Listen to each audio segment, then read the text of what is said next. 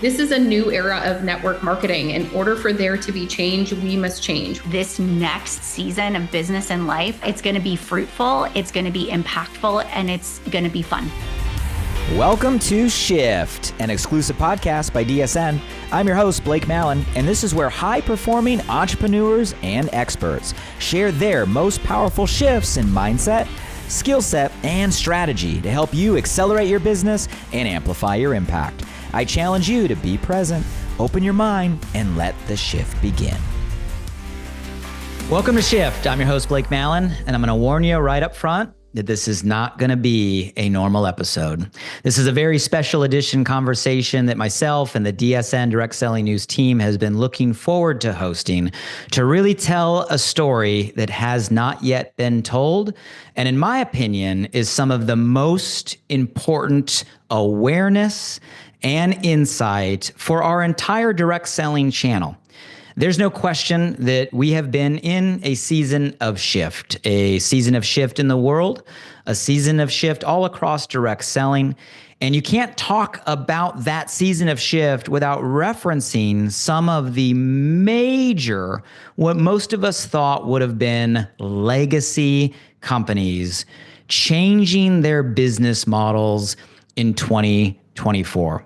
And at the epicenter of that conversation, you have to dive deep on the RNF, Rodan fields, and the Beachbody or Bodi stories. I'm so honored to have with us on the show today the top, as in the number one distributor leaders from both of those companies and communities that have built massive movements within both of those brands for a decade, and in another case, decades of time. Both of their stories represent people that started from scratch. Both of their first leap into direct selling coming from the background of educators that found the calling through this channel that through the course of 13 years and over 2 decades led both of those brands to the numbers and the milestones they achieved. And beyond all the accolades, the recognition, the top achievements, the income, and everything that we know and love about what's possible in this channel, they were there until the very moment on a press release and Zoom calls where their companies informed them that they were making a model shift away from the community, the direct selling business model that built the brand to what it was, and shifting to a affiliate model. And today we get to go deep to get a real, raw, vulnerable understanding of what it was like to live through that challenging time and lead through a season at such an amazing level. I know in today's conversation, you're going to be moved. You're going to get insight into the mental shift, the mindset of what it takes to navigate hard. You're going to get filled in on all the facts, separated from all the doubt and all the fear and all the rhetoric that we may find online. And I think you're going to find a light, an inspiration, and a hope for where our channel as direct selling is going. It's my honor to welcome to the conversation 2 individuals that have led at the highest levels of direct selling, have experience that we all can learn and glean from, and are willing to take time away from their lives, their families, their teams today to help us all understand and grow and get better from their journey. Please help me welcome to the show, Sarah Robbins and Melanie Mitro.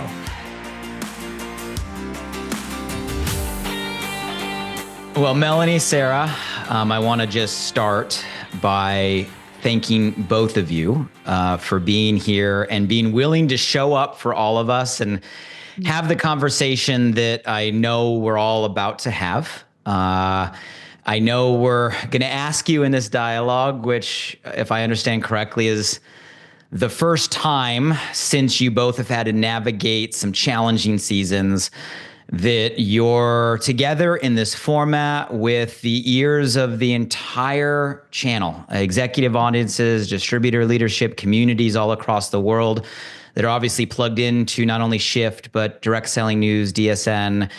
And this is the first time we're all together and we get to have not only a a real conversation, but a really needed conversation right now. And I know I'm going to ask you through today maybe to revisit what is obviously a painful season, a challenging season, to say the least, that both of you have so eloquently navigated, and share with all of us not only what happened, what you felt, the impact it had, but more importantly, how both of you are rising from all of that, and what all of us around this industry can really learn from, where we're all going from here. So with all of that, I just want to say thank you for being here and willing to have this conversation. And just want to say, hello, and how are you guys feeling right now? Good. Excited to be here. Thank you, Blake, for inviting us to be a part of this today. Thank you. I'm so glad to be able to have this conversation for the first time together with this audience. It's going to be awesome. Well, I appreciate it. So obviously we all want to dive into kind of like the moments and the topic of today's discussion. But I think it's important before we go there, everybody who is listening, and this gets shared to and with, really understands who the two of you are. I know who both of you are. A lot of us in the channel know who both of you are.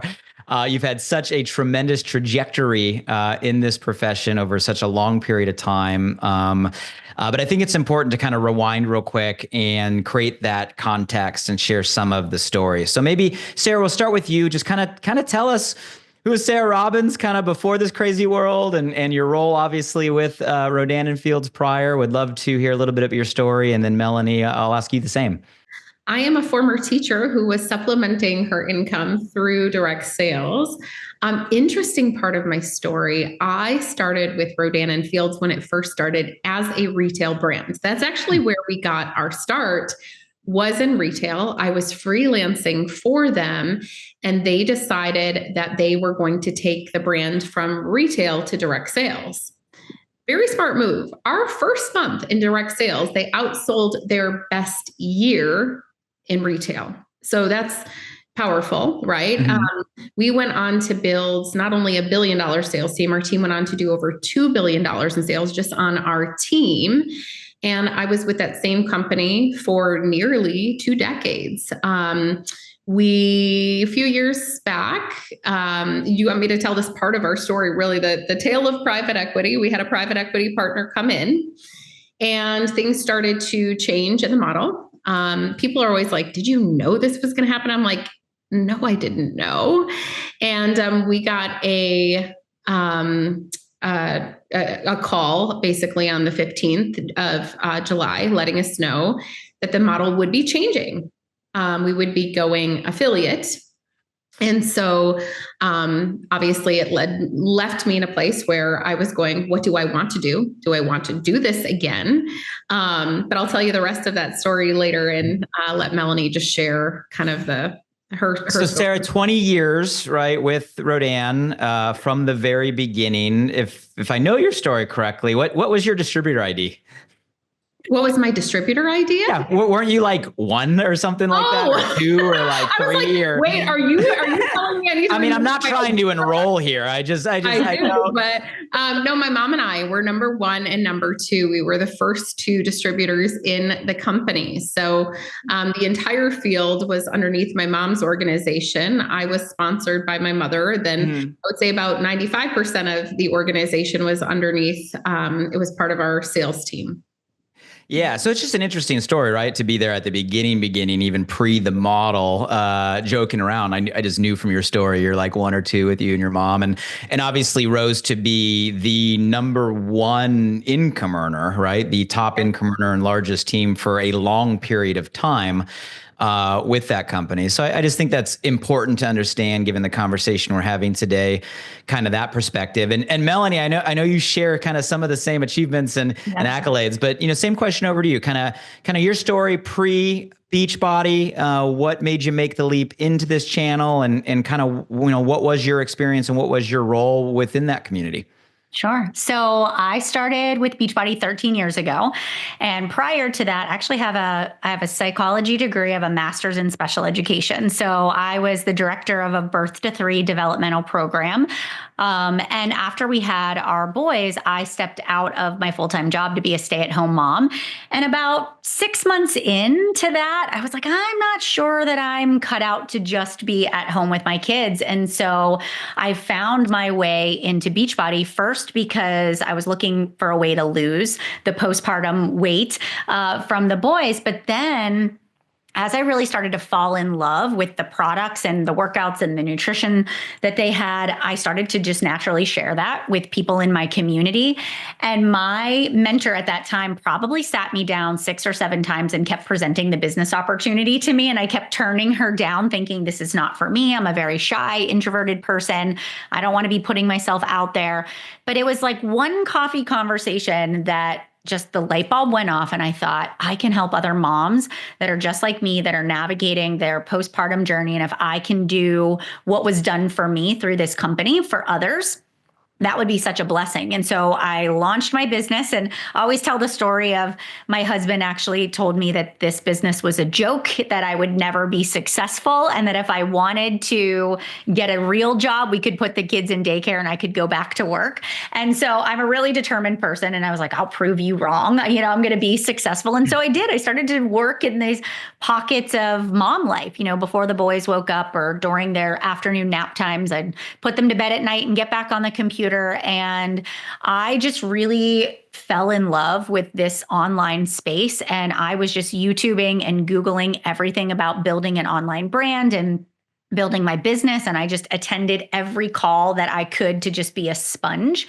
And within 3 years, I went from stay-at-home mom, 75 Facebook friends, no Instagram followers, to the number one distributor, the number one coach in Beachbody. And then I stayed there for 4 consecutive years in a row, which they have a whole ranking system of growth year after year is kind of how you stay there. And what happened during that time was I really uncovered this passion for leadership, for systems, for duplication, for just helping people move towards a shared common goal.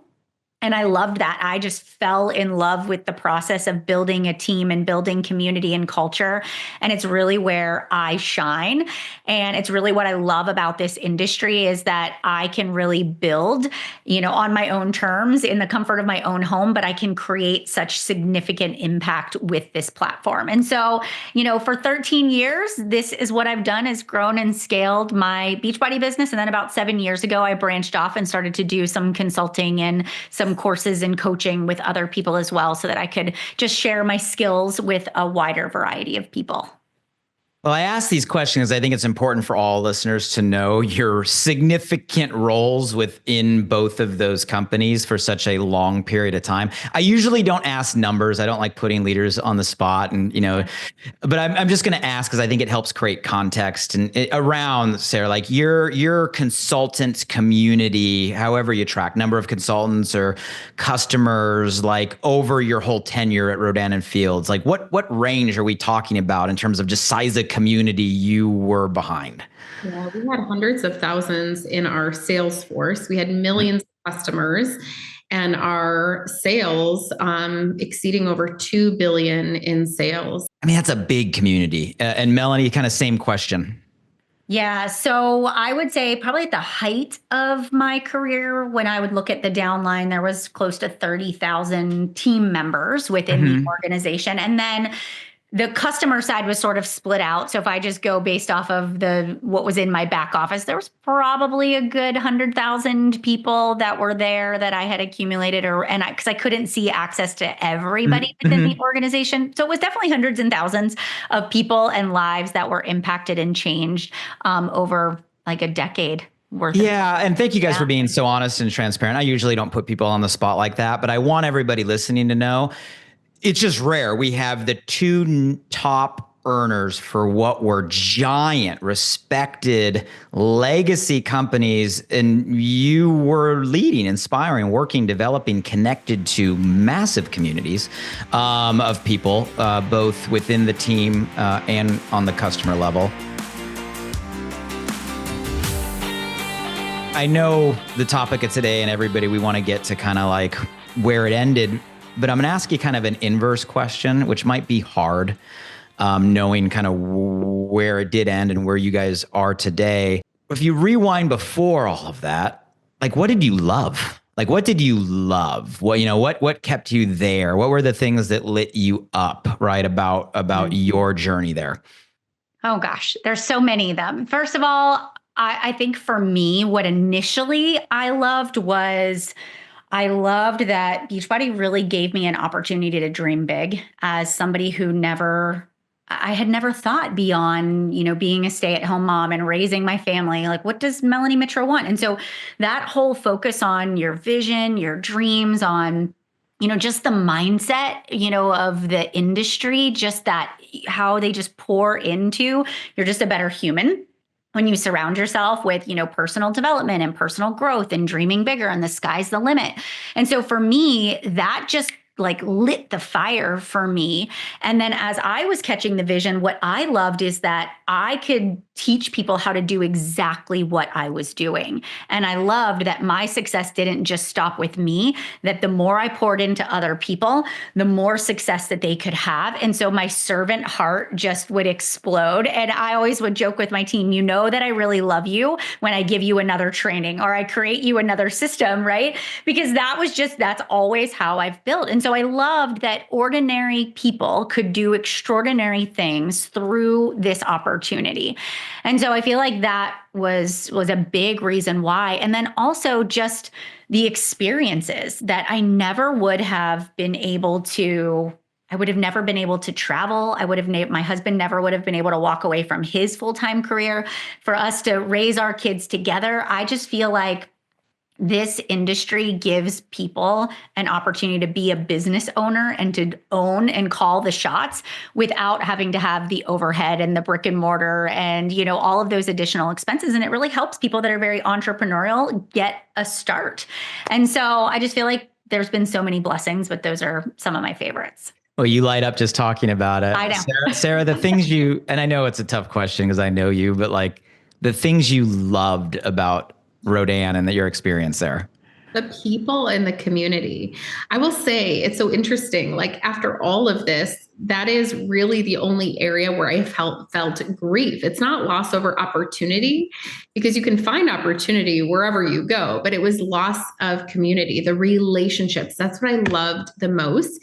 And as a former teacher, much like Melanie, what I love is taking something that people perhaps think is complex, like selling on social media or sales just in general, and making a system for it and keeping it simple. My joy is seeing people unlock. And I think that's why I loved teaching so much, but why I loved, this idea of like community marketing so much is seeing success and other people unlock.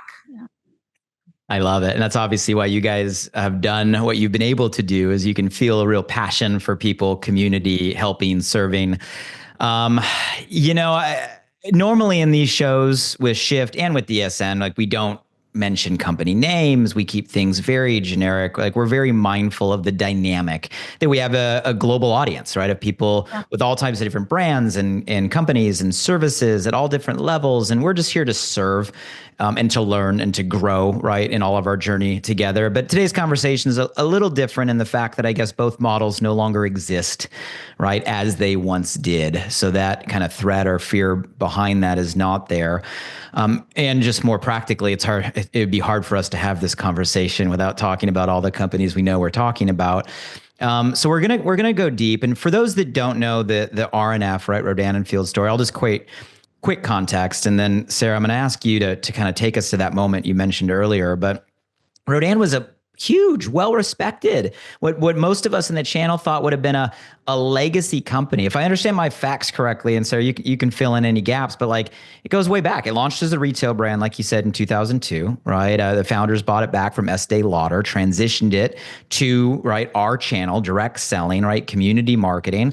And it had a meteoric rise, like 624 million in 2015, 1 billion I mean, you can count on like very, very, very single digits, like the number of companies that get to the size of $1 billion plus in a season that was trending like 80% year over year growth. It was reporting 130,000 members of I mean, it was big. And then all of a sudden you have private equity, right? TPG, if I understand correctly, comes in, around 2018, invests $1 billion, takes at that point a minority stake in the business to help accelerate growth. And, then there's a couple years, and you know the story better than I, some things work, some things don't. In 2022, TPG then increases the investment to a majority stake. And in 2023, it went the other way, like just about every company in our channel. We had this kind of inflated pandemic boom where everybody was in front of a Zoom screen, right? And work from home remote became the norm. I mean, most companies had this kind of meteoric rise, and then most companies had the correction, right? Post-pandemic kind of rebound, and Rodan did, right? Business declined. But I think what ended up happening is it got to a point where the company, the business, could not service the debt that it had. And that became a really interesting situation. And then we fast forward, Sarah, to what you lived, 2024, I think it was July. All of a sudden, out of nowhere, it seems, the company decides to walk away from the very business model that built the brand and the community to all those numbers. And it becomes kind of like the beginning of the end. So Sarah, take us to that moment. When were you first aware? What was said? What was going through your mind? What was going through your family and your team? Take us there to the best you're willing to go. Yeah. And I will just say, they referred to us as the darlings of direct sales. So when people say, like, did you think this would happen? I was like, no, I thought I would be forever, that I would be the oldest lady selling skincare and looking really good while I do it. Like, I had absolutely no idea. And I'll just give you some context. I lead a mastermind in our industry. And so I'm like, with other women and other businesses, and it was like what we were going through, according to what was happening in the economy and in the industry, was normal. Normal. So I'm not sitting here like panicking and running from the hills. So when people are like, well, you should have known and you should have ran for the hills, I'm sitting here going, realize, like, I have 20 years of relationships in the industry. There was nothing about my own individual situation that said, like, hey, what I'm going through is unique. Mm-hmm. Truly, I had no idea. Now, should I had an inkling of an idea? The only thing that I will say that felt off was prior to the announcement on July 15th, we had a company trip and our CEO didn't come. And I was like, well, that's really odd. And he had a family emergency. And I looked and I was like, oh, he's not on Facebook anymore. And I just thought, well, that's just life, Now, to some people, they might say, well, that would have worried me. And I just thought maybe there's, changes happening as it relates to leadership or whatever the case may be. Again, I had no idea. July 15th was a day I will never forget. We got called onto a leadership call. Leadership calls were never unplanned in our company. We always knew when they were coming, unless, of course, it would come with, hey, we've got to hop on a leadership call for this reason. And it was an attorney on the screen that I had never seen before. And basically just letting us know that, in their opinion, it would affect the majority of people for the better. Well, the problem was it was the majority of people who were impacted the most. It was the leaders that they were delivering this message to. When that call happened, the first person I reached out to was one of our top people or one of our top executives. And she's like, Sarah, I just lost my job too. Like, we didn't know. And so it wasn't just the top leaders. It was, our corporate employees from C-suite positions all the way through, customer service. And I think when, you're trying to become more profitable or get the money back, right? It's like, that's the easiest way to do it. And so ultimately that was that day. And I remember just sitting going like, it's like you're in a dream. It's like, is this really happening? What's actually happening right now? It's like the Charlie Brown movie where it's like, wah, wah, wah. Like, I call my husband and I'm like, get on this call. And people are texting me, what is happening? He's like, I don't know. And so, we're just kind of trying to process it all. And there were a few people that I called that day. One of them was Lori Bush. She was the founding CEO of Rodan and Fields. She's very well respected in our industry. She's been instrumental, not only taking one company, but two companies to $1 billion. So you talk about, it's pretty incredible. And so, of course, I respect her. She's one of my mentors. And the second the call hung up, I was like, instinct, that's who I call. And she was like, I just got 400 phone calls. I'm just picking up for you. Like, what is happening? And I told her everything. And her response was, they did what? They didn't have to do that. And it was like, we got right into like solution mode. I called you, Blake. And I was like, what do I do? And I remember that call. Yes. And I remember how helpful you were. It's like, well, what do you want to do? And we were going through this whole thing. And I think more than anything, I just went into solution mode. And it wasn't just for me. I knew that I had a team of people over the years who trusted me and they relied on me and they depended on me. So for me, it was about like, just making that next step and doing the right thing and not getting into a place where, I just let grief and fear and all of those things set in, but to really start to look for a solution. Were there any moments, even while you're putting on the leader face and you're trying to figure out solutions and you're getting inundated with 4 million messages and phone calls, I'm sure, from everybody and everywhere, was there any moment where you just like lost it? Like with either yourself or your husband? I know you have little kids, your family, your team, like, or were you able to kind of keep it together through all of it as you navigated the mess? Like what was the breaking point? I wish they were here where you could ask them. No, I'm just kidding. No, honestly, I will tell you, it's so interesting. And I'm just going to share because this is a part of my real story. It was 6 months prior. I had gone to a church service. And there was a pastor who called me out and he was like, a great betrayal is coming.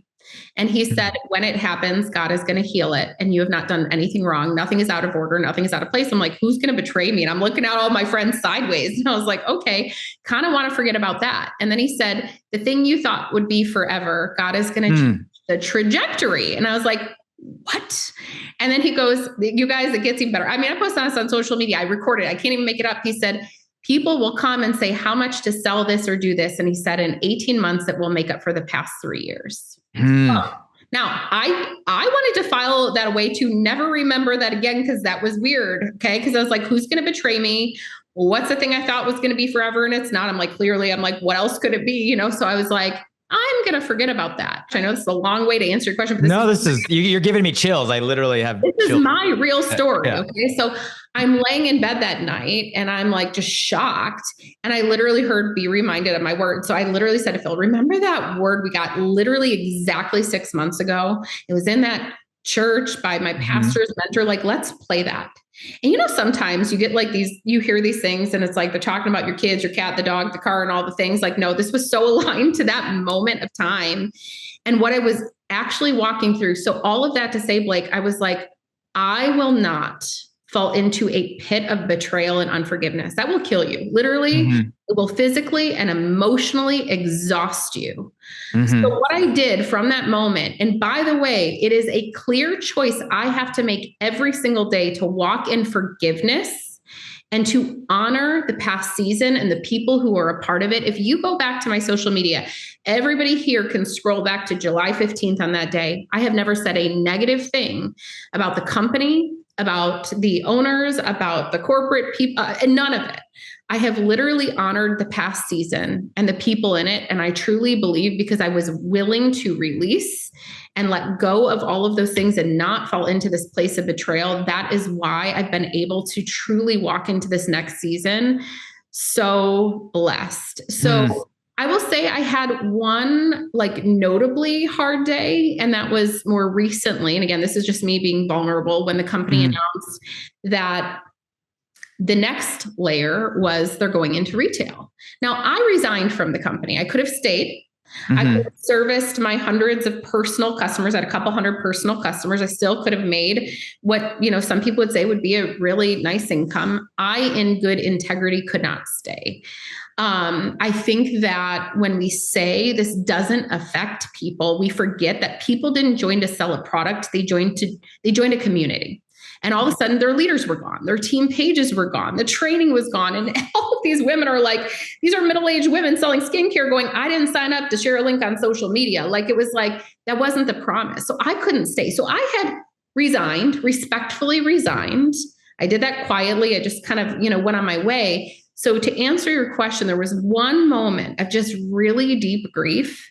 And I'm like, man, they did what they said they weren't going to do.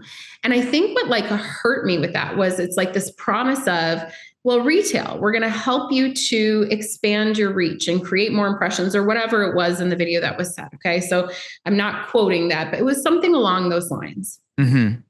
My whole thing was, I had been there. I worked for them when they were in retail 20 years ago. And it was this model, it was community marketing, that actually put Rodan and Fields on the map.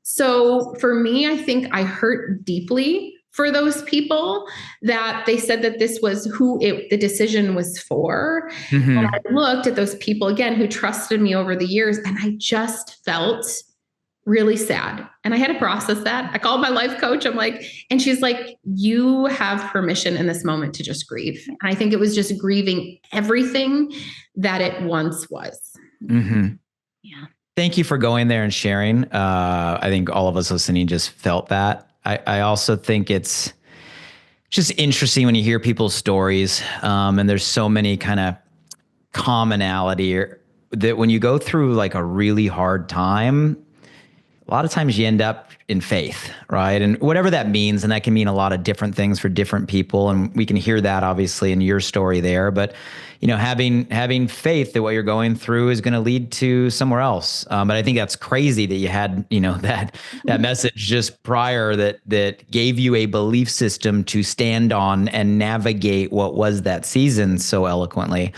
So thank you for sharing all of that. And you have, Melanie, I'm from the generation of P90X. I got some gray hairs coming in. Like most people know Beachbody, and in some way they had Tony Horton yelling at them on the CD set or the DVD set. A huge brand, right? So for those of you that aren't fully filled in, right? Beachbody was founded, I think, back in 1998, and it started more, right, as an infomercial, right? A normal kind of direct, right, to consumer or direct response. P90X was a giant program that was a huge trend right around 2004. And then they made the shift to direct selling in 2007. Melanie, I don't know if I've even shared this with you. I was the founder and owner of a competitive company in the space in LA at the time. So I remember when the CEO, the founder, came into our office and was asking questions to me and my partners about entering the channel. And I know private equity is a part of the Beachbody story. 2015 private equity investor LNK Link, right, partners comes in. And a lot of innovation. Beachbody did a ton of innovating. Streaming platforms, really kind of this first of this hybrid type of model. And it cranked. 880 million in 2020, 873, right, 2021. And then kind of the big shift, right, 2021, Beachbody goes public, three-way merger, right? A SPAC, if I understand the story correctly, right? Forest Road Acquisition Corp. And, MYX, Minx, I think it's Mix, I guess Minx, I don't know how you pronounce it, right? Fitness, Mix. And it was a giant valuation, right? A $2.9 billion valuation, aggressive. For those of you guys that kind of follow the numbers in these days, it was aggressive. That was a 2.5 times multiple on forward forecasted revenue, which is a big number, and could be a seemingly in the moment huge success story, except it didn't end up working that way. And then we go into the same, pandemic explosion, then the reverb, and now the company's stuck in kind of a similar situated story, and everything goes the other way, right? 2024, they announced the reverse stock split. They lost $3 billion in market cap. And then it goes into September, where now all of a sudden you got what was, again, a multi-billion-dollar valuation company, a huge, what would think would be a legacy brand, that now is having the conversations of transitioning its entire model. And you're at the epicenter of all of that. So take us to that moment, September. What did that look like in your world? Did you know? How did you process? What was the real feeling? And take us there. I think all of us would love to know the real story. Yeah. It's emotional. Even listening to Sarah, I sort of started to get choked up because you're reliving something that you poured your heart and soul into for so long, and people that you love and that you care about. And to rewind back a year, maybe, Beachbody had reached out, and I had served on our advisory board for maybe 4 or 5 years. And then I had stepped off for 2 years. And then they had asked me to come back along with some of the, older, more seasoned leaders, because they were getting ready to make some compensation plan changes. Mm-hmm. And so they asked us to come back. And so that was in 2023, that we really spent we spent about 3 months really working on restructuring the compensation plan. And, things were challenging in that moment. And we actually had brought in Brendan Burchard. We had done a partnership with him during that time. And we had brought Growth Day into our Bodi platform, and we could actually sell that. But part of that contract was that Brendan Burchard was actually coaching us. And he actually stepped in at the exact same time that they announced this compensation plan change and what they wanted to do. And when they announced it to us on the advisory board, we all were like, oh my, it was sort of that emotion of these changes that were being made. But Brendan really coached us on how to deal with change and how to navigate through change and transition during a really challenging season. And in hindsight, he was actually preparing me for what we were about to go through just 1 year later. It was 1 year later that they made that announcement. And so even, going back, I still go back to the notes of when we had to kind of roll this compensation plan out to the network. And we worked on that compensation plan restructuring and the way that, how we could help everybody win. And we, at the end of that, when we launched that to the network, thought we had saved it, right? We were good. Everything was great. We launched into 2024 with great momentum and excitement. Even though things were shifting, there just felt like there was this camaraderie and this cohesion, and corporate and the field were working together. Even though that there were a lot of changes, it felt good. It felt like we were moving in the right direction. And then I just sort of watched it, because they asked us to stay on another year to make that transition. And I just watched everything sort of start to pull away. Like, I watched corporate get a little bit quieter. I just, I felt like people were kind of giving up. Like, I could just feel it. Like, you almost felt this energy shift.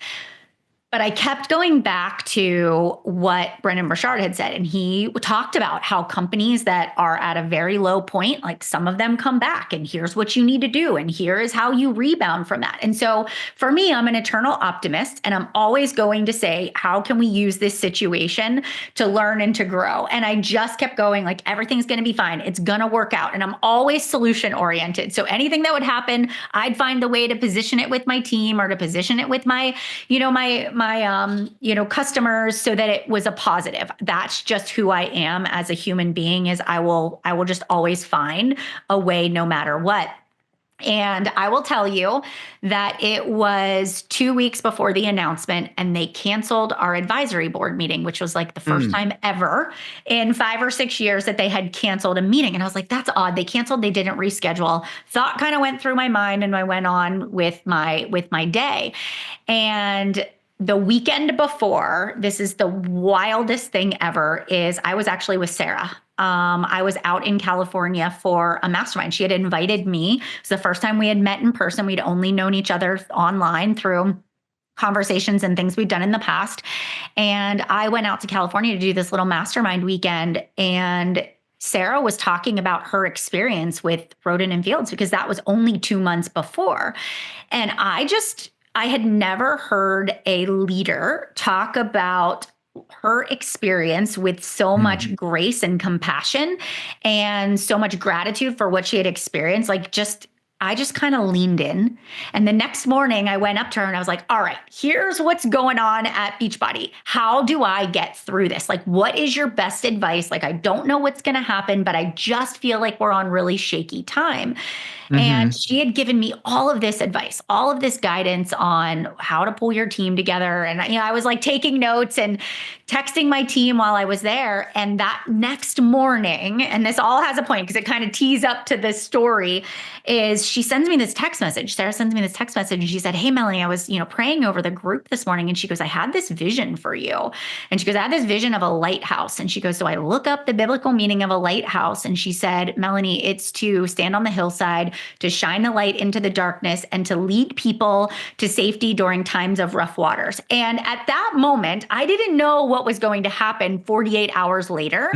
But in that moment, I just cried. I remember exactly where we were. Tears started streaming down my face. And I was like, I love this industry, And I was sort of having a moment where I was like, I love what I do. I believe in the direct sales space. I know this changed my life. I know this can change other people's lives. And we just walked and talked that morning about the industry and how we could be a voice for it. And, I left that weekend with just so much clarity that I was meant to be a lighthouse. And that Monday morning, they canceled our leader. We always have a leader call. So they canceled that. It was really strange. They moved our national wake up call from the regular time to like a 4 or 5 o'clock in the afternoon, a State of the Union. I thought that was odd.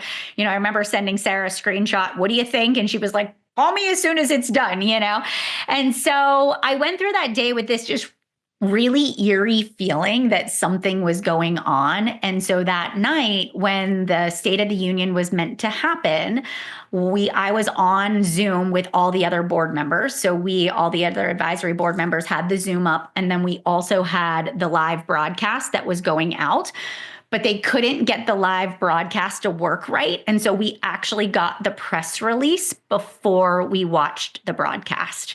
So we knew before the announcement was, look, I still kind of get choked up. And so, my husband was kind of standing outside of the office and he was listening because all day long we were like, what's going on? What's going on? And I just kind of turned off my Zoom and, got out of that and just kind of took a step back. And I remember thinking in that moment, just like, I will be a lighthouse. It was just as clear as day. It was just like, I will build again. I didn't know who or where or what, but it was just this like absolute knowing that it was my job to lead my team through this. And I just sort of went into action mode. And even though there was a moment where I was like a puddle on the ground, and I think I did hyperventilate that day for the first time ever in 42 years of my life. I did, but then I just pulled it together and I was like, okay, I need to call my team. I need to talk to my leaders. I need to make sure they're okay. All right, I know we're going to build again, so I've got to do interviews. And I just went full steam into action.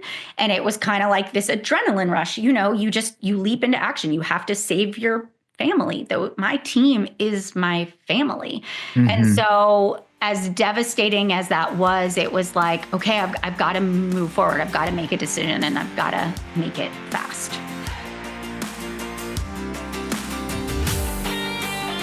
What's crazy hearing both of you share your stories is what I'm not hearing. Not only in your words, but I'm not hearing in how you're delivering your answers. I'm not hearing bitterness. I'm not hearing anger. I'm not hearing rage. I'm not hearing blame.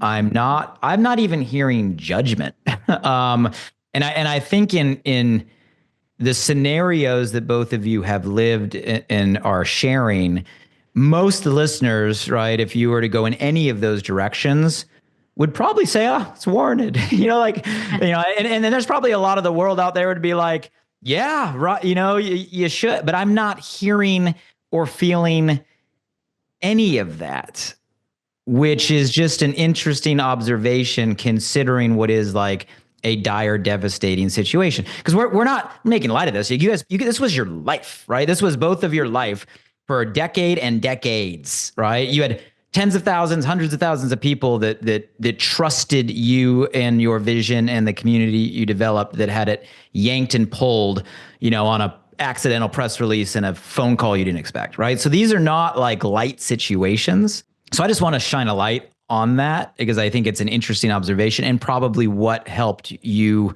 both navigate, right, so quickly. But I got to ask, like, be real. Sarah, was there had to be a point where at least you entertain the thought of like, I'm out. Like, I'm done. like I'm done. I don't have it in me. I quit. I mean, tell us that thought never entered your mind at any point. You actually processed the phone call of what do you want to do next with me? I think because we had done so well with Rodan and Fields, it gave me the ability to pause and say, what do I want to do? And I was doing coaching and I was like, do I want to double down on that, or speaking or consulting and all the things that like I was doing? My plan B all of a sudden became my plan A.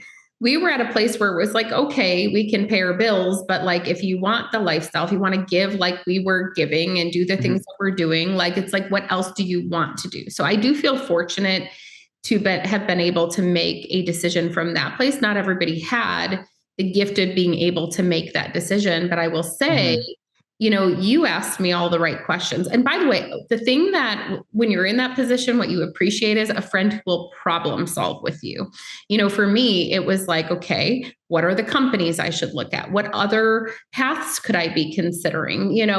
And faced with the choice of what do I want to do next, it was pretty quick that I was able to say, of course, I want to do this again. Now it's just the question of where.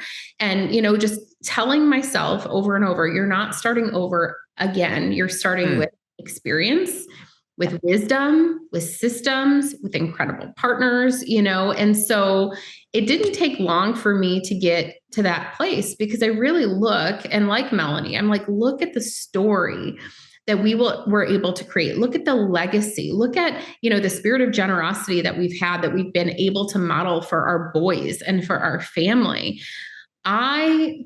When I would sit in rooms of people, and like even being the person who is in a room in a mastermind, not necessarily with network marketers or direct sellers, but people would say, man, this is like the career, right? Without the overhead, without the employees, without all the things. Like, tell me what you're doing. For me, it was just a question of not if I would do it again, but it was just where, and just really, for us, it was just about like finding the right home for this season in our life, where it was like earlier, my priorities were so different. Now it's like, okay, for me, I was like, don't want the bright, shiny new, I'm looking for stability. I want to build from a position of strength. And so,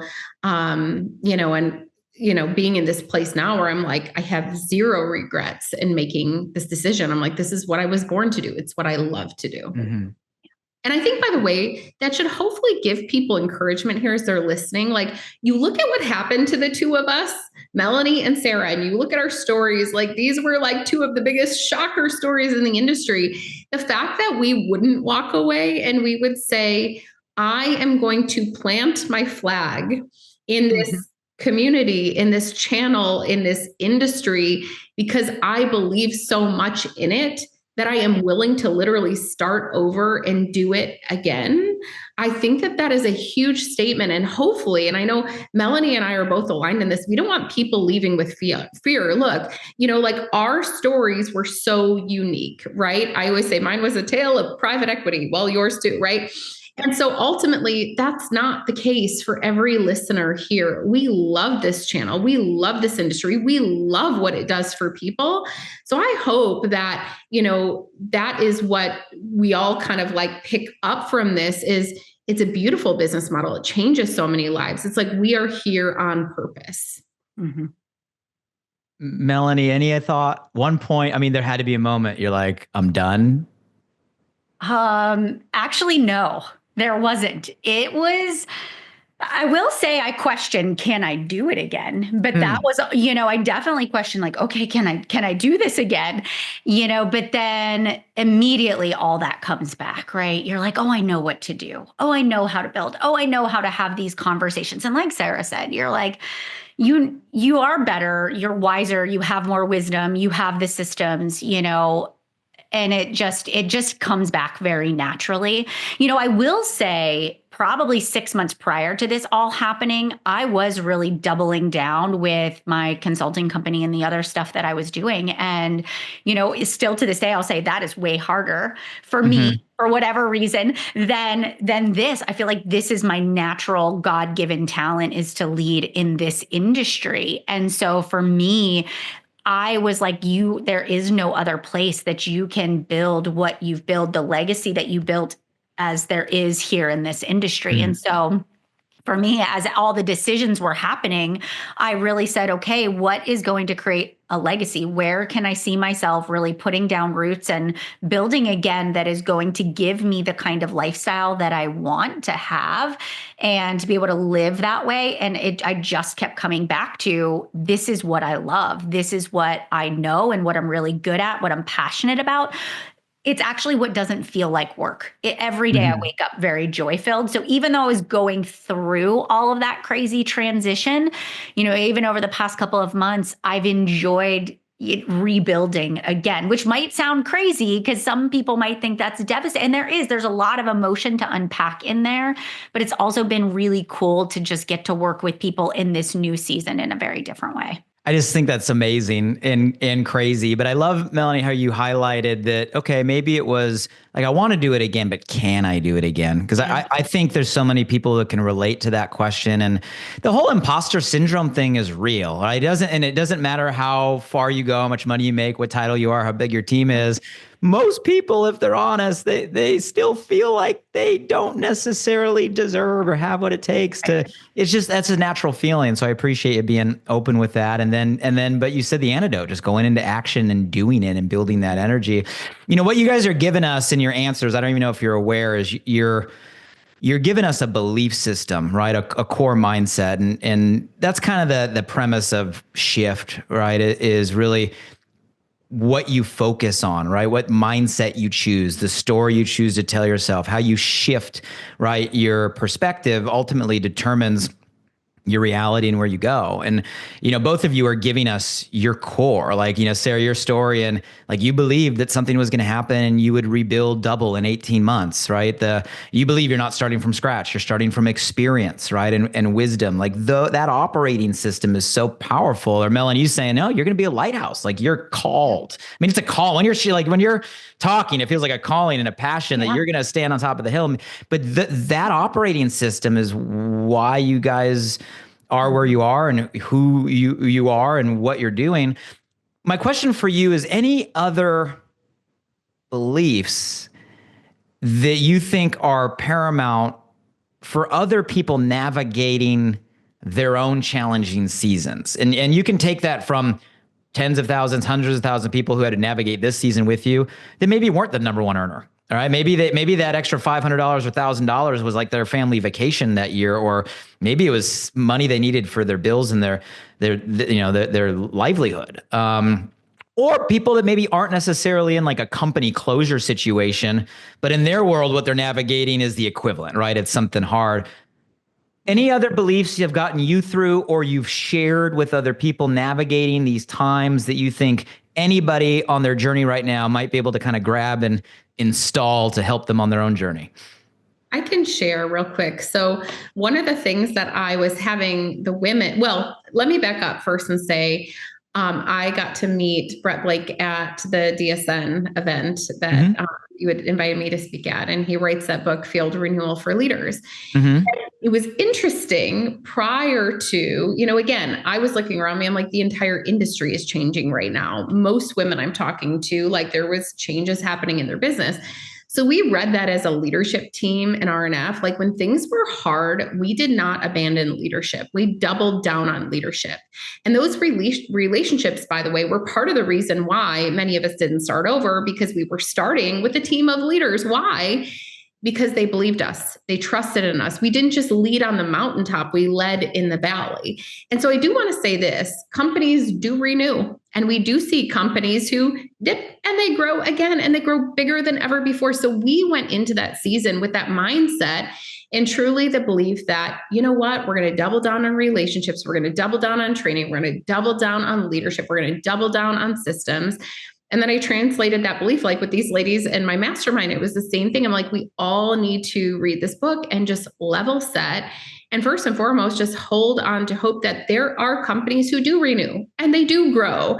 And so I think it's like, having that healthy perspective as well. And also too, for those who find themselves in this position, because now it's not just been Beachbody, it's not just been Rodan and Fields. We've now heard of several companies that have made these decisions, is holding on to the mindset and the belief that, yes, you can build and you can do it again. And you can actually build something even more meaningful than ever before.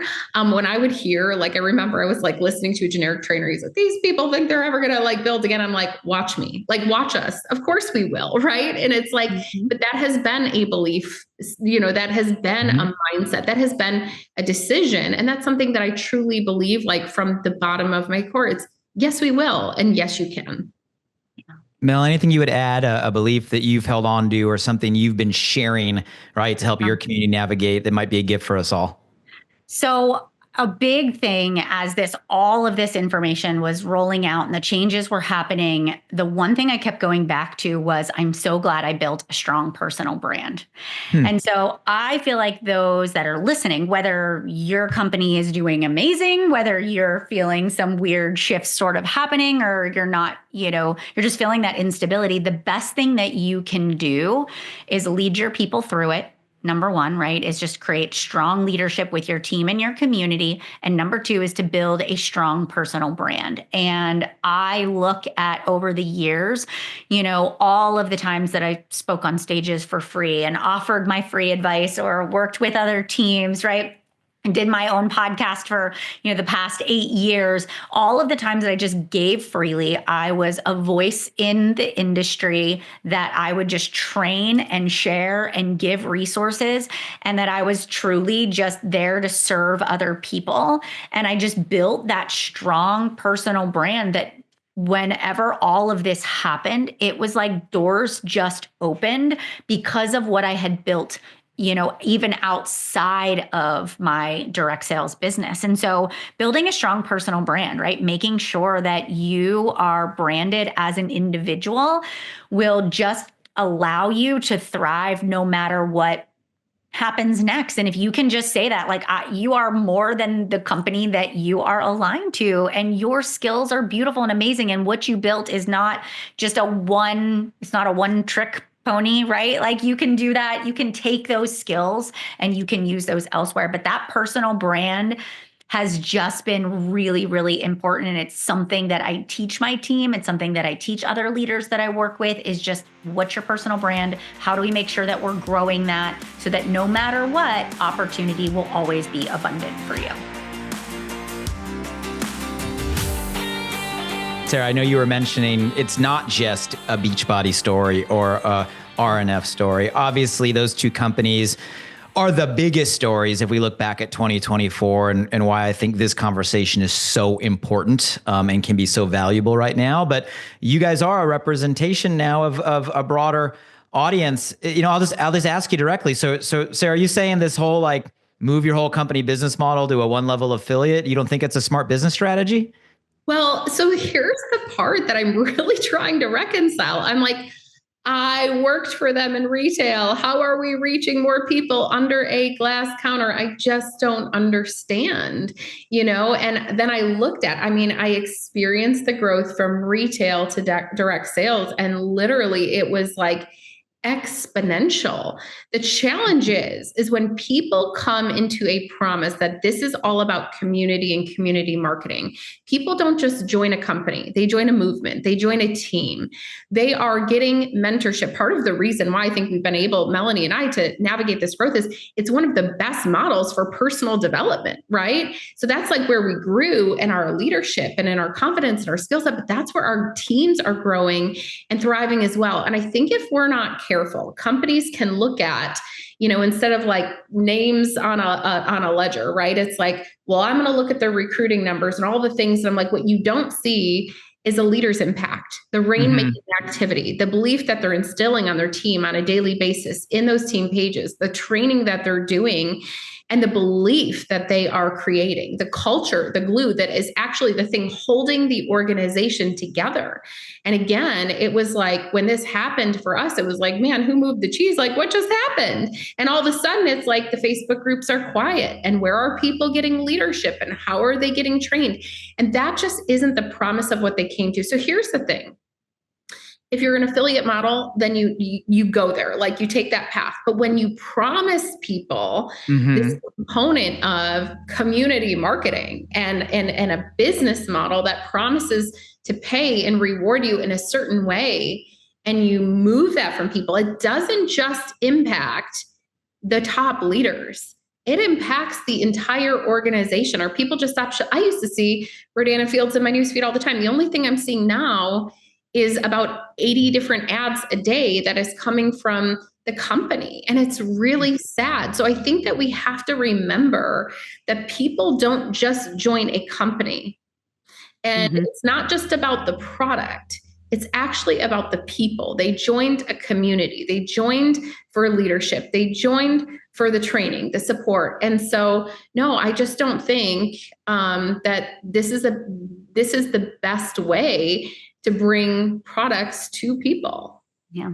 I will add to that too. When Beachbody made that shift, I really think they thought, oh, you can make more money as an affiliate. And they really kind of delivered that promise that this would actually be better. But what happened is all the leaders just, they left, and when all the leaders leave, all the people leave. I mean, instantaneously, people stopped purchasing. Instantaneously, people canceled memberships.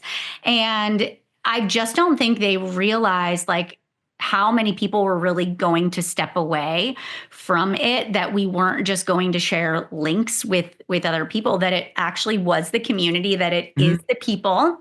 And that when a leader leaves, they take their influence elsewhere. And you literally just saw all the leaders scatter and then all the teams scatter with them. And you could almost feel that kind of desperate energy to try to keep people as affiliates and to keep, or at least it felt that way on my end. And it was like, I think you forgot the reason why we started this in the first place. We like to get together. We like the community. People bought the products because they wanted to be part of the community. And when you take that part away, you take away what the company actually stood for and why we came in the first place. As you're both telling the story, I'm picturing kind of two worlds, right? I'm picturing a boardroom of a bunch of people in white collar shirts and suits looking at metrics, cohorts, and numbers, right? Saying, well, all these people are making a lot of money. If we just get rid of the 10% and, take the 90% and they can make 10% more, then everybody will be happy and we can improve our margin, our bottom line, make some more money and hold the customers. And on a spreadsheet and a bunch of analysts that don't understand the DNA and the energy behind a community and a direct selling business that you guys are very accurately describing, it can be logical, right? It's very transactional. But they forget what you guys are highlighting, that every customer and coach, consultant, distributor, promoter, whatever we call ourselves, came into the community through a relationship, a relationship. And they stick around the community because of those relationships and the community and them growing as a person, and they're a part of something bigger. Otherwise, they would have bought another widget off the internet, right? And not joined a community, right? Marketing or direct selling company. And the minute you delete the fabric that holds it together, it not only unravels, if all of a sudden you remove the livelihood of the mom supporting her kids, right? Or the dad, right? Building hard so he can take his family on another vacation, right? Or the leaders that are doing it for a higher purpose, and all the reasons we all are a part of this industry. You have an inverse effect. Now you hurt the very people that are the glue. And, in us, it sounds so obvious. It's like, well, word of mouth is what built the business. You don't think word of mouth, the other direction, is gonna break it down and unravel it even faster. So anyway, I appreciate you guys highlighting, because like, it's so obvious to those of us that know this business and the ethos and the energy and why people are attracted and what holds it. And yet it seems to be such a huge gap of misunderstanding in these boardrooms of people looking at cohort spreadsheets, trying to maximize EBITDA to get an exit, right, for their private equity partner. Sarah, you were going to go deeper. I mean, we can rant on this one all day long. No, but it's an important highlight. You teed me up perfectly, because what Melanie said, it is not just in a declining organization, it's in a healthy organization. So let's go back to the pinnacle of R&F growth, when there's double-digit, triple-digit growth. I mean, month over month. Okay, it was insanity, like the skyrocket. But when a leader would leave, I could look at my own leadership, right, and direct partners who, when they left, the team was gone, even in a healthy environment. And by team, I don't just mean the leaders. I mean the sellers. I mean the customers, because that's somebody's aunt. That's somebody's sister who sold them the product. That leader was somebody's friend. This was somebody they did business with and trusted for 5, 10, 15, 20 years. And so ultimately, this doesn't just happen in a declining business. It's like, I keep saying it's like, like an inner tube, and it's like somebody just takes the pin and it just slowly fades away. And I can look over the course of nearly 20 years of proof and evidence when I'm looking at my books and I'm saying, oh, I remember this leader and their volume was at this. And when they left, it was next to nothing. There's next to nothing left. People don't stay for the products. They stay for the people who introduce them to the product. So even in a healthy business, when we make these shifts in the business, it absolutely matters. And not only hurts momentum, but also to morale. And so that's actually what we're seeing today, even with the sellers, that they're going, okay, now I have to compete with retail, right? And again, looking at how does that affect profitability? How does that affect a company's bottom line? So that's why I think these conversations right now are so critical. Well said. And the numbers so far validate that it's not working, right? So it's not that it's just the three of us biasly passionate about the people, right, and this channel and everybody listening. It's just the facts are the facts. To date, as of the recording of this, based on my knowledge, right, and my information, nothing's worked, right? Like Advocare was a unique scenario. It got forced right into an affiliate through an FTC settlement, and they've had to adapt, and they've done a great job dealing the cards that they will dealt, but they're smaller today significantly than they were when they had a community behind it, right? You would argue to say that it's nowhere near the size that it was when it changed its models, right? Saint was probably the next one chronologically, right? Nowhere near the same situation. Beauty Counter, we won't go super deep on, but an absolute catastrophe story, right? Of private equity, Carlyle. Right, I have history with Carlyle and in my past experience as well coming in. And they put $600-700 million into the business, and 3 years later, shut it down after a bunch of CEO founder rotations. Like a devastating story. They said they're out of the channel after that. Like did not work. And there's a bunch of great articles all over on the Beauty Counter store. Obviously, R&F, Sarah, I don't think they're in the same place, right? I don't think the revenues are where they were when they gave you guys the news in July. I mean, it's not going the right direction. Obviously, Melanie, Beachbody's more fresh. We'll see what Q1 numbers they end up reporting. But if all of our crystal ball is probably pretty fine-tuned here, I don't think they're going to be going the right direction with these decisions. And even super recently, we have Color Street. And it's interesting. Some of them are forced, like an Advocare. Some of them, it really is a story of and none of us know all the facts, but I'm going to call it survival. They get in situations with private equity and with debt covenants, and the business fluctuates as normal, and they got people that want exits, and they're, in some cases, I would guess, founders and maybe people with good intentions get forced, right, or lose control of situations. And I don't know the true story. I don't know if any of us will know the full facts behind these boardroom doors. Color Street's the most recent that I don't think is being forced or out of survival. They chose to recently make that step. We'll see what happens. But my point is, unless you guys are aware, I don't think there's anybody who's made this shift that it has worked. Are you guys aware of anything in the distributor community, leadership community, where anybody has made this pivot and actually had a success story from it? No. And pivot aside, are there any affiliate companies that have built the magnitude to billions in sales? I mean, I guess that's a question for you. Not that I'm aware of. And I have friends deep in the space that are the platforms and vendors and leaders. And that's their always reaction to me. They go, Blake, we love your, it's so funny. And I won't mention a name just on, but let's just say an individual that is the largest platform that supports that community, right, of affiliate marketers and affiliate brands. And I was having a conversation with him, Sarah, and he's like, why would a direct selling ever go? He's like, this world, we want to understand how to build community. And it was almost like just such an opposite reaction from the authority in that space. So yeah, jury's out. I mean, we'll see if anybody can innovate. But as of to date, it's not just a feeling. It's not just our story narrative. Like, the facts are the facts. And the other thing, and I want to get your take on this, because I think it's important to kind of separate what is real and what the facts are from the fear. And both of you guys kind of mentioned, Sarah, you said directly, that there's fear out there. You don't want to create fear.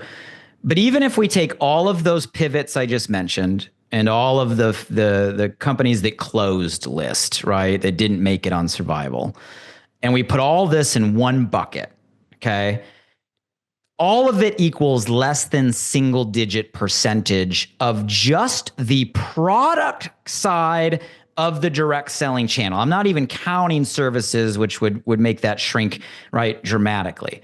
So my point is, we're talking a small number holistically of what represents our entire channel, right?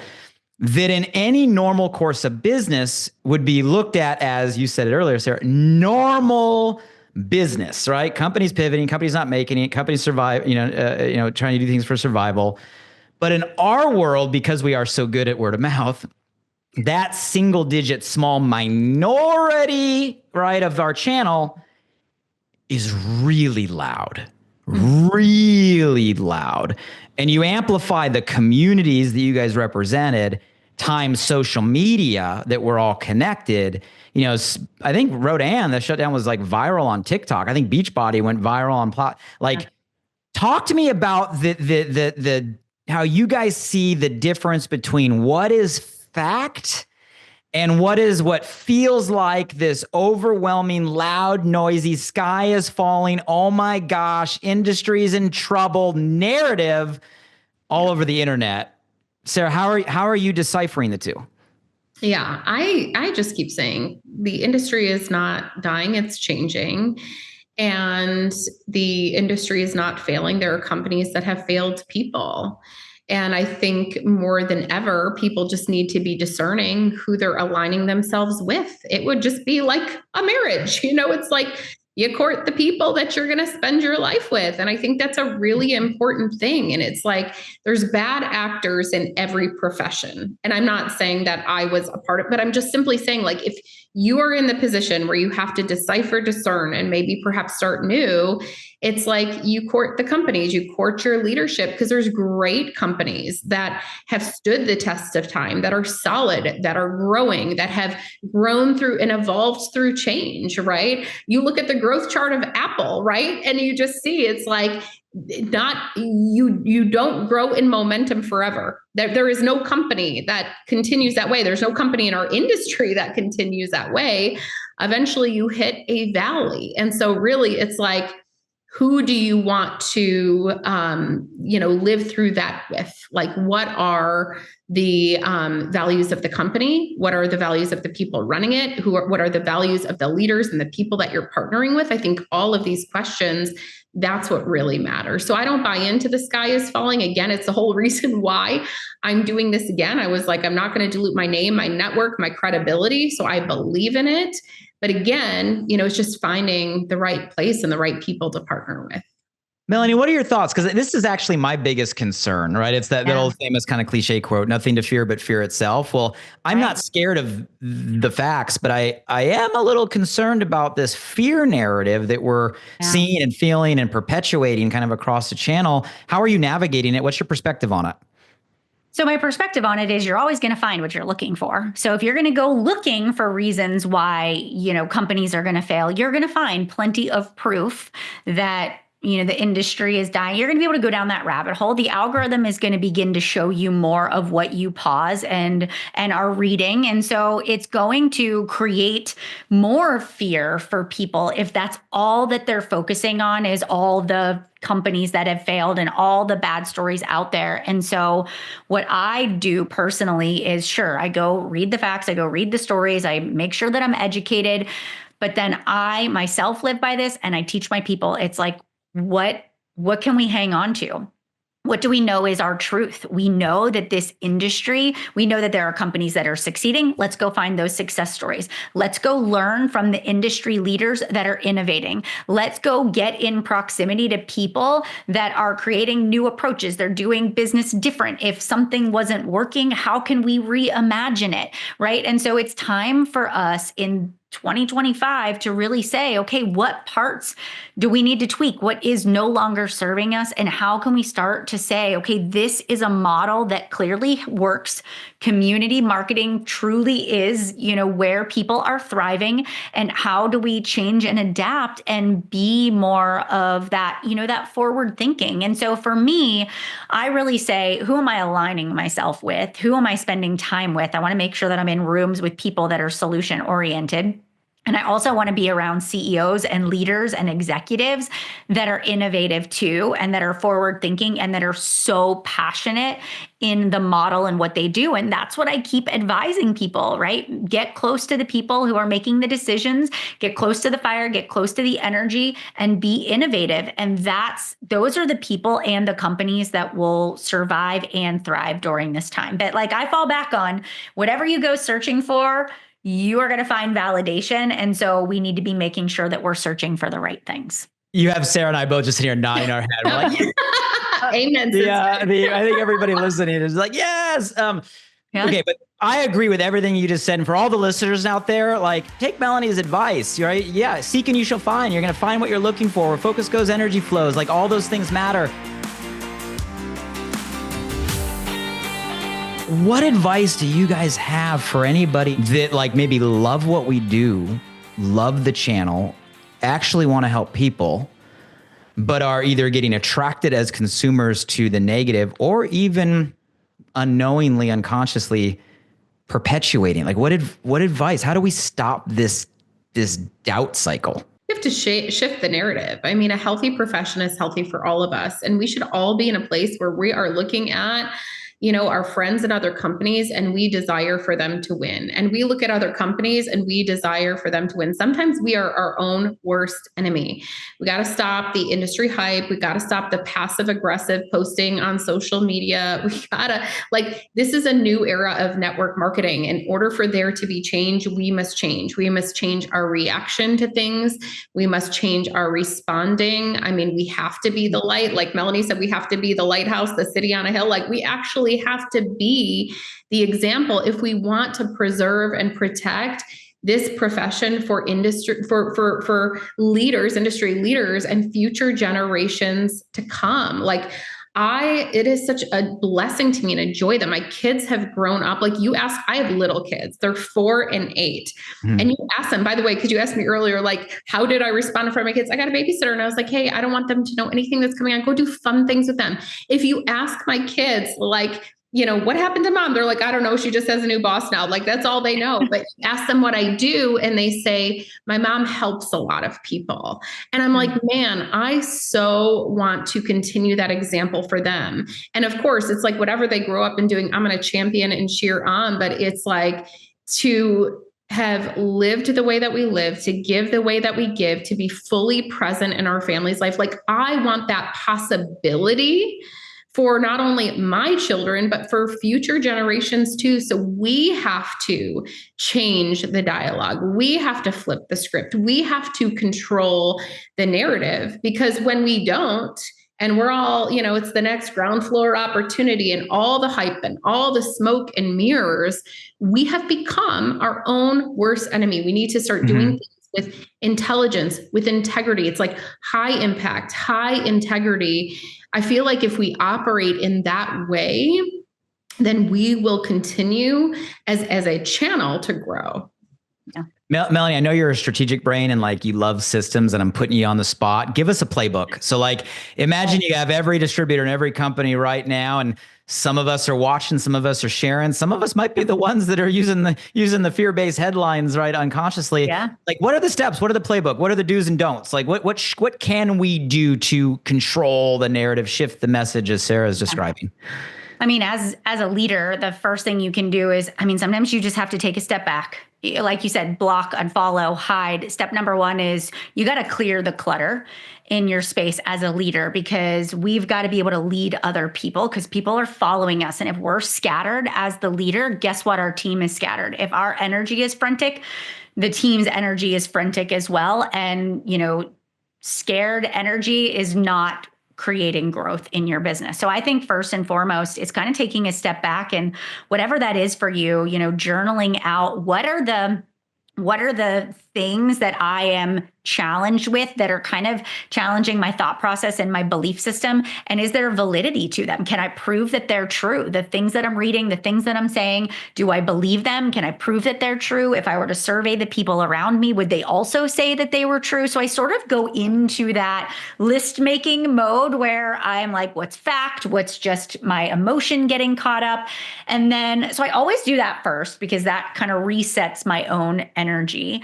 And then I think about the second step, and that is I've got to lead my people confidently, because if I believe in what I'm doing, if I believe in the company, if I believe in the industry, if I believe in what we're building, then I have to speak that over my team. And I always say you've got to share your vision, and you've got to share it often. And especially in times where people might be nervous, or there's a lot of noise that's bubbling up, we actually have to double down on how much we're building community and the vision that we're sharing. And so I would say, when's the last time you've shared your vision? When's the last time that, whether it was through a live or a call or a conversation, how often can we share that vision? Every time you do a team call, every time this is my vision, this is where we're going, this is what we're building.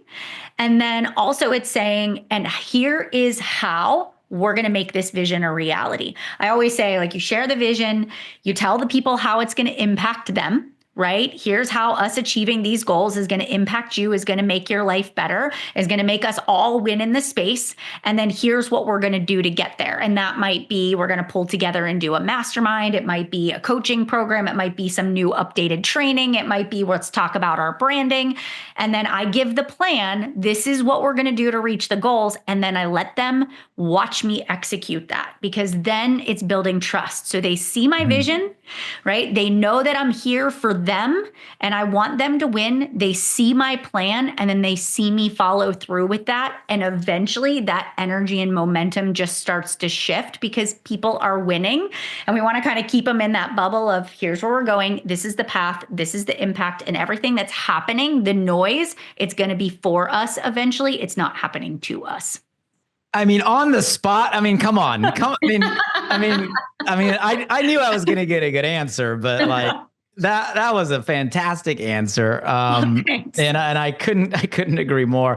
As you were talking, I was like jotting down some notes, and I love that you went to vision.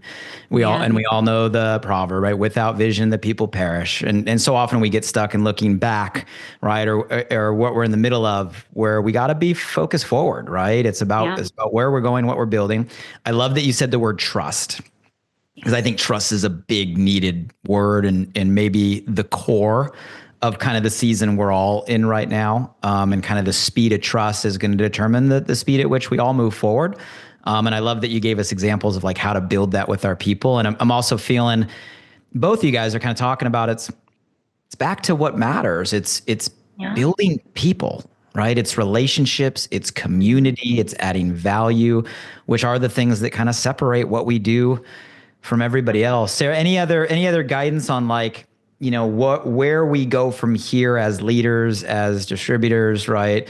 As a community to shift the conversation that's happening on the internet and in the world. Any other guidance? I mean, we just got to go back to the mission and the vision. Like Melanie said, it's like, what are we here for and who am I here to serve? And I think that is the most important thing. And then it's like aligning the community through those goals.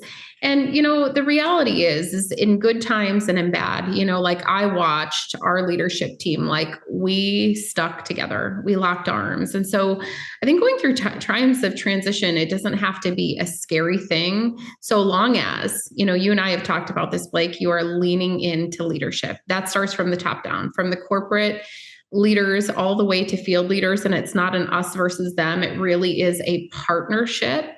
And so I think, understanding the mission, the vision, clearly communicating it, that's an important and powerful thing in what we're doing today.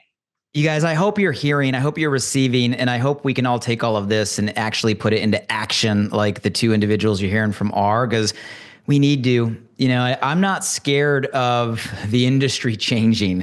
If you look at the facts, remove the fear, it's a minority. It's normal, right? Business as usual in any other sector. It's just being amplified because of the nature of how our businesses grow. It's about connected to people and even multiplied by social media. And then we're perpetuating it. And then I'm not going to go here, but then we're giving fodder to the people that don't understand our channel and aren't up to speed and educated and have their own clickbait websites monetizing on fear-based click words, right? On the haters out there. Like we are feeding what is the enemy, and I just hate seeing it. And I think what you guys are nailing in this playbook and this directive is the antidote, right? It's how to lead from a higher place and be that light, and not continuing to feed the other side, the very things that hurt, right? What we're all building and that's within our control. What are you guys excited about? So we've talked, you've navigated turmoil, you've chose to stay, you've given us beliefs that have gotten you through, lessons and wisdoms wrapped in the scars. You've been a light, right? For so many people. You got this narrative on the internet we need to shift.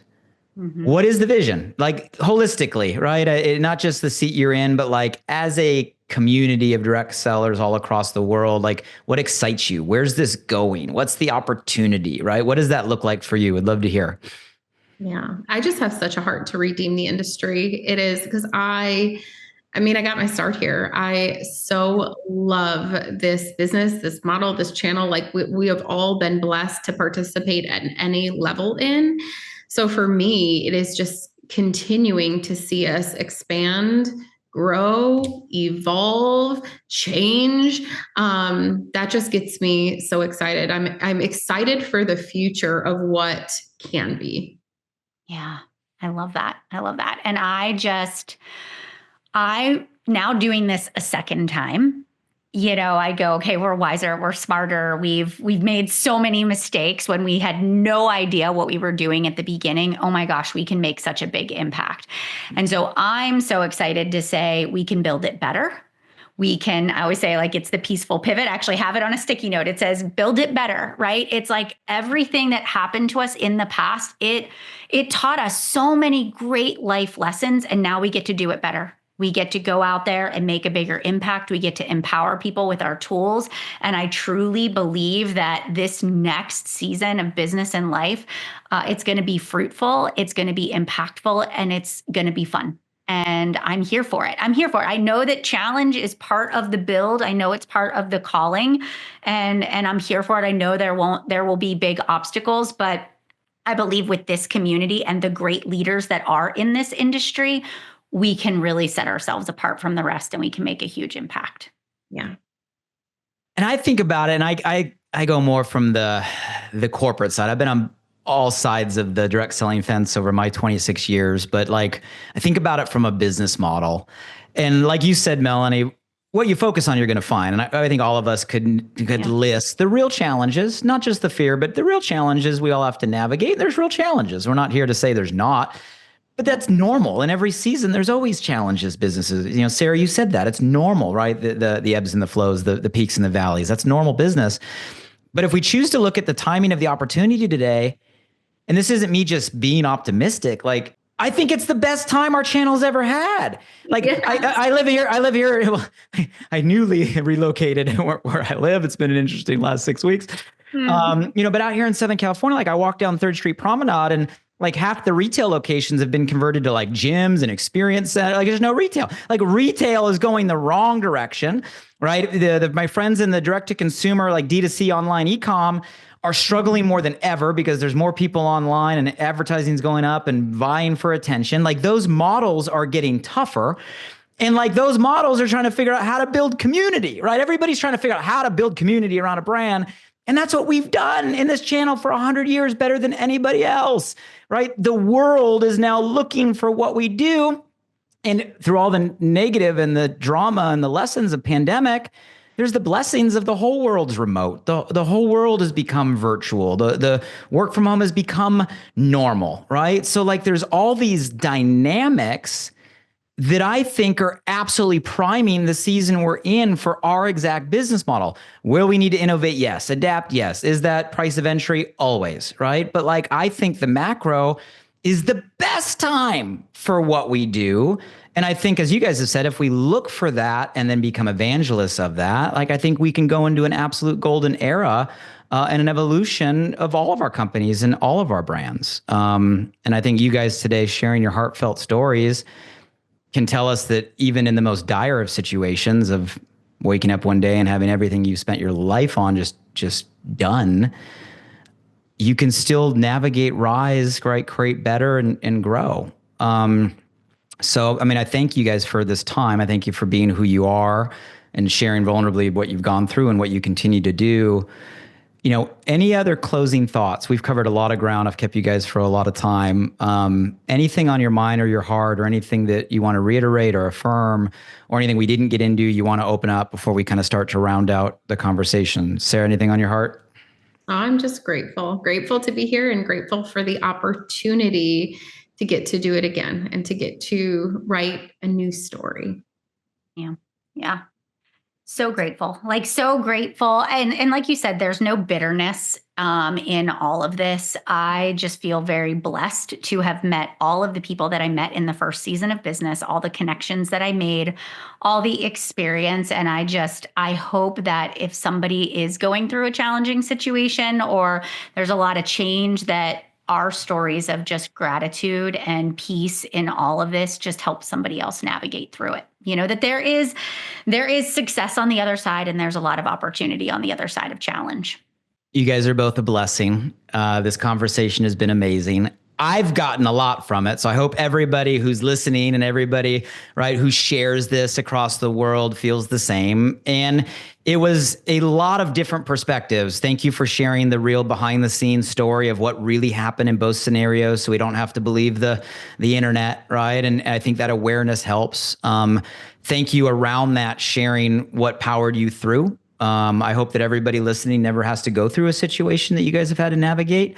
But I also know as entrepreneurs, we all go through our own challenges and our own hard. And what you have given us is a roadmap, a playbook to navigate whatever that hard is or whatever that season is. I hope that it's given everybody some awareness of separating what is fact and what is fear. And a challenge, maybe even a responsibility for all of us to, like you said, Melanie, find the truth, take the actions to control our environment and mind our space.